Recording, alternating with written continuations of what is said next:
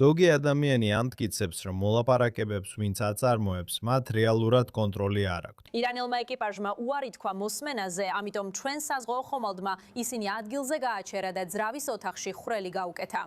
ჩვენ სრულად ვაკონტროლებთ ხომალდს და ვამოწმებთ რა არის ბორტზე.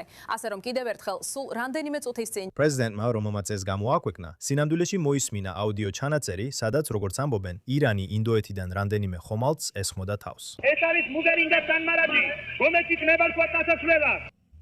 მომეცით ნებარქვათ დასასვლელად. ახლა თქვენ იბრძვით, ნება მომეცით დაუბრუნდე. ჰორმუზის სრუტე ჯერ კიდევ დახურულია. ჩვენ მას გავხსნით ჩვენი ლიდერის იმამ ხამენეის ბრძანებით და არა ვიღაცა იდიოტების tweet-ებით. ისინი ცოტა თავხედურად მოიქცნენ, როგორც ამას 47 წელი აკეთებენ. ისევ სრუტის დახურვას სადეს. ისინი ვერ დაგვაშანტაჟებენ. ის მედიის ყურადღებას თავის ყოველ სიტყვაზე ამახვილებს და სწორედ ეს ხდის მას დღეს მსოფლიოში ნომერ 1 გავლენიან პირად. ერთი მხრივ ამბობს, იცით, 2 კვირის წინ. ჯოჯოხეთურად დაგბომბავთ და ბნელ საუკუნეებში დაგაბრუნებთ. და მეორე მხრივ დღეს ამბობს, იცით, ისინი ჭკვიანობენ ჰორმუზის ბლოკირებით.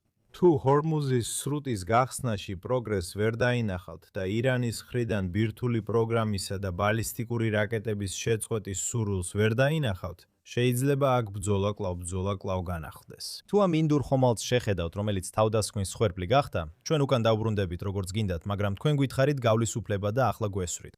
ამიტომ ზოგი ამბობს, რომ ისინი, ვინც მოლაპარაკებებს აწარმოებენ, სინამდვილეში სრუტეზე კონტროლი არ აქვთ. და ეს იყო ერთ-ერთი საკითხი, რაც მეც ვფიქრობდი და წინა კვირასაც ვთქვი, რომ ერთ-ერთი მიზეზი, რატომაც ამ ეტაპზე ცეცხლის შეწყვეტაზე მიდიხარ, არის იმის გასარკვევად, მართლა აკონტროლებენ თუ არა ისინი, ვისთანაც საუბრობ.